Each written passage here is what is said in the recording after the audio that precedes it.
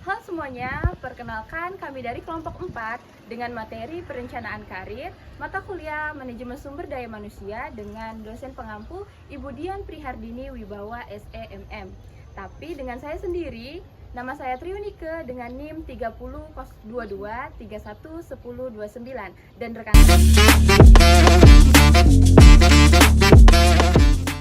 Halo semua, perkenalkan nama saya Sylvie Dwi Ananda dengan NIM 3022311086.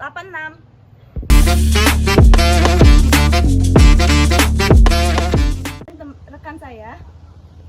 Perkenalkan, nama saya Muhammad Ferdian dengan NIM 3022311125.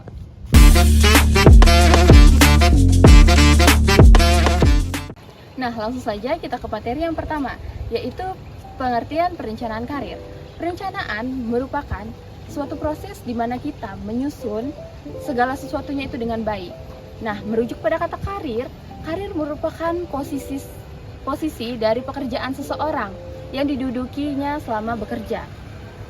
Nah, bisa kita simpulkan bahwa perencanaan karir merupakan suatu proses yang strategis untuk mengetahui tujuan atau karir kita dan menetapkan langkah-langkah apa saja yang akan kita tempuh untuk mencapai tujuan tersebut. Nah, proses atau tujuan tersebut itu yang pertama, mengidentifikasi bakat. Yang kedua, mengidentifikasi apa kemampuan kita, apa yang ada dalam diri kita, kelemahan atau kekurangan yang ada dalam diri kita. Nah, selanjutnya, perencanaan karir merupakan tanggung jawab dari salah satu individu. Mengapa demikian? Karena merekalah yang mengerti apa kebutuhan atau apa pemahaman dari diri mereka sendiri.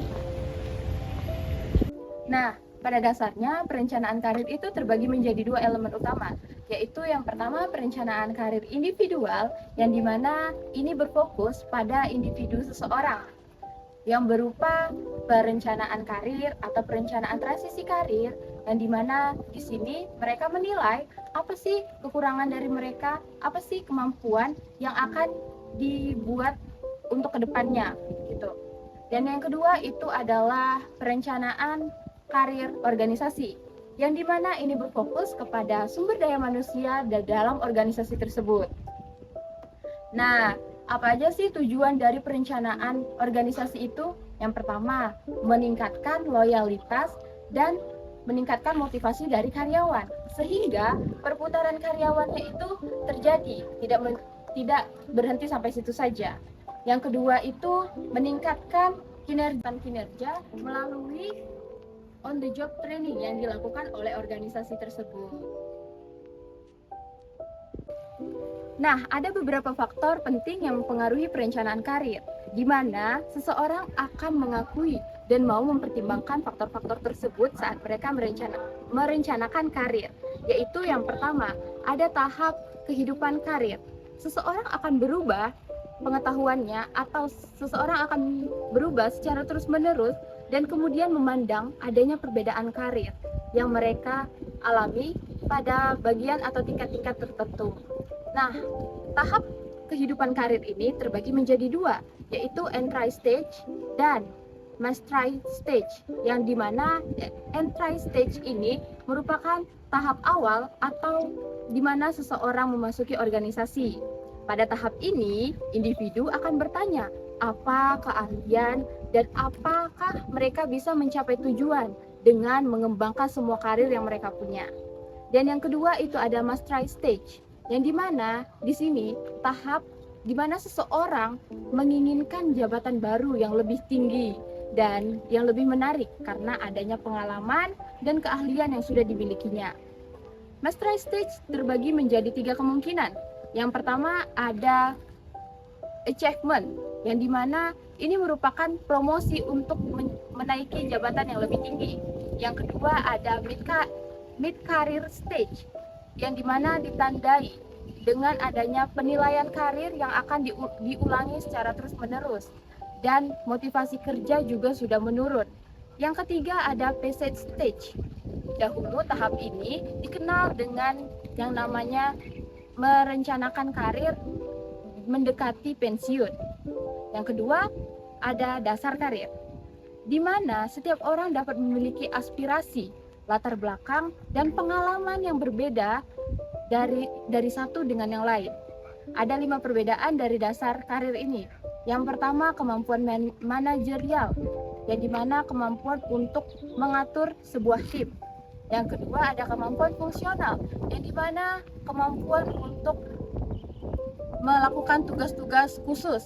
Yang ketiga, ada keamanan dasar, yang dimana seseorang akan merasa aman memperkerjakan pekerjaannya.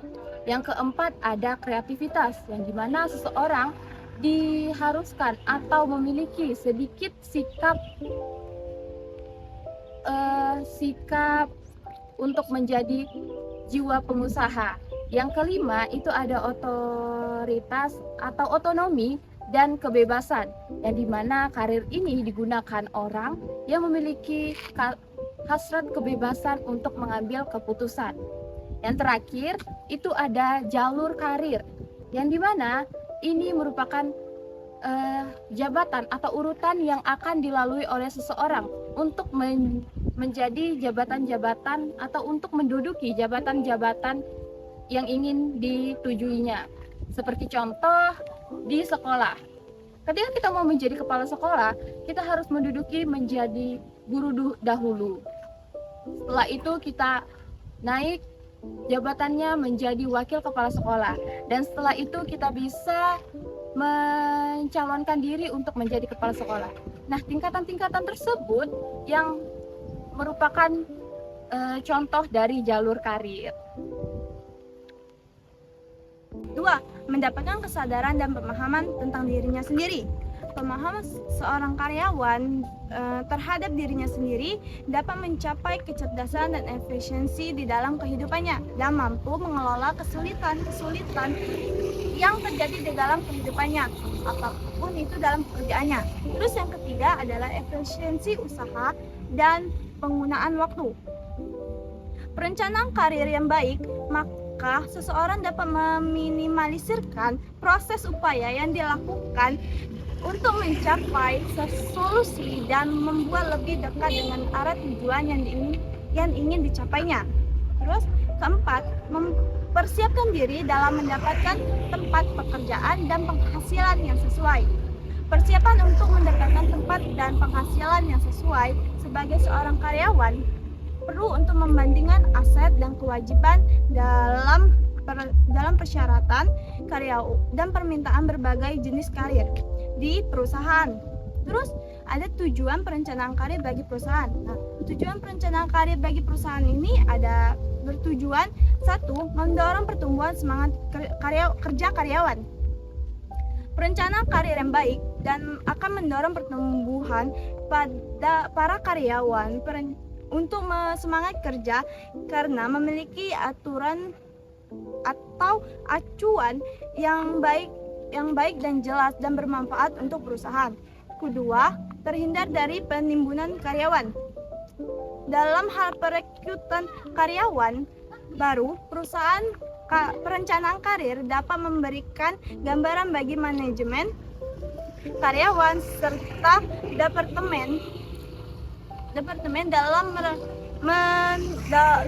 sumber daya untuk bisa lebih berhati-hati menganalisis kualifikasi karyawan serta mengurangi kelebihannya. Terus ketiga, ada menjaga loyalitas karyawan pada perusahaan. Dengan loyalitas karyawan yang terus baik, maka turnover atau pergantian karyawan di perusahaan itu juga dapat ditekan. Terus 4. Persiapan regenerasi karyawan. Pemimpin perusahaan harus mengerti bahwa regenerasi karyawan itu merupakan satu hal yang penting yang selalu disiapkan dengan sesuatu yang baik.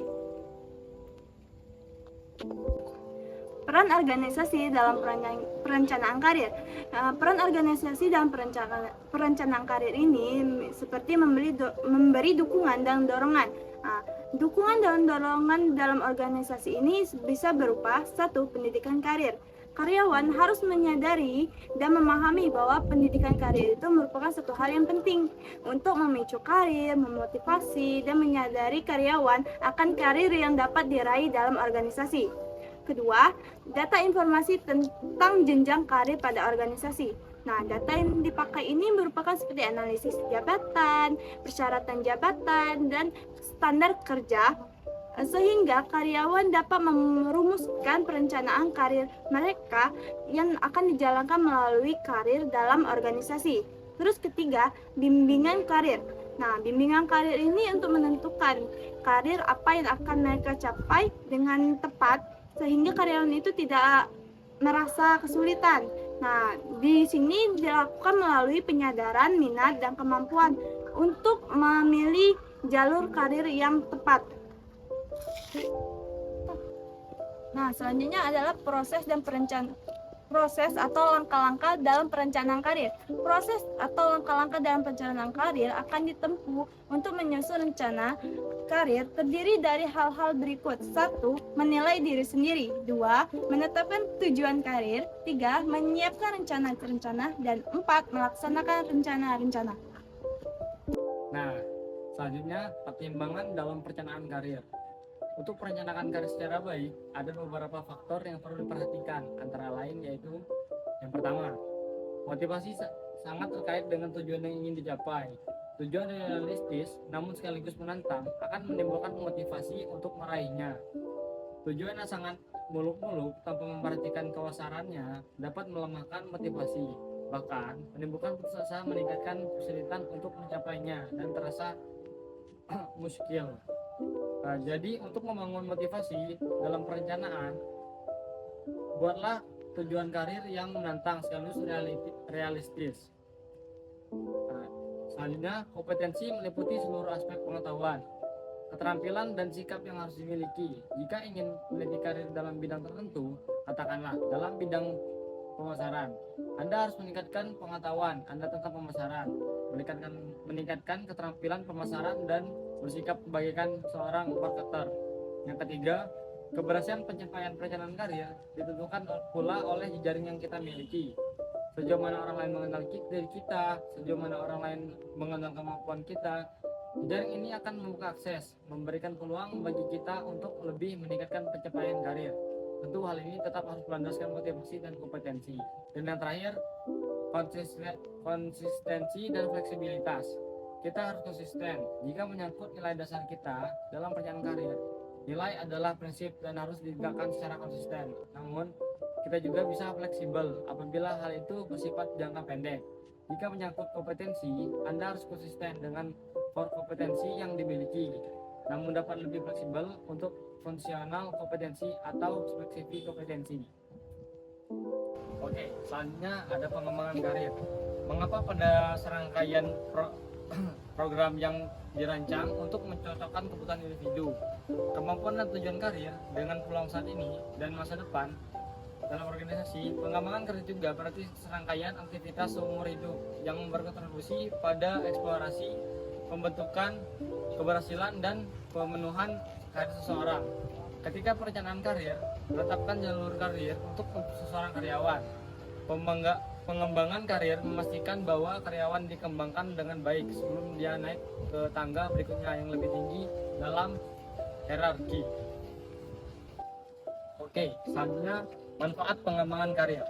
Pengambilan karir memiliki beberapa manfaat yang signifikan. Beberapa hasilnya sebagai berikut. Yang pertama, mendorong komunikasi terbuka pada semua tingkatan organisasi.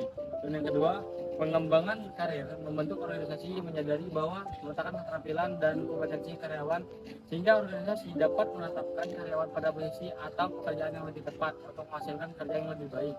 Terus yang ketiga, mempertahankan aset sumber daya manusia yang diperlukan dalam mempersiapkan mereka untuk posisi tingkat yang ada di masa depan. Terus yang terakhir, rencana pengembangan karir memberikan umpan balik yang diperlukan untuk mengevaluasi tingkat keberhasilan dan kebijakan tertentu yang diterapkan oleh inisiatif yang diperlukan oleh organisasi. Nah, kesimpulannya, perencanaan karir adalah proses yang terpenting dalam kehidupan seseorang untuk mencapai tujuan dan kepuasan hidup. Nah, dengan adanya perencanaan karir yang efektif, itu dapat membantu individu menemukan tujuan karir yang jelas, mengidentifikasi kemampuan dan kelemahan, serta mengembangkan strategi untuk mencapai tujuan tersebut. Oleh karena itu, perlunya perencanaan karir bagi setiap individu.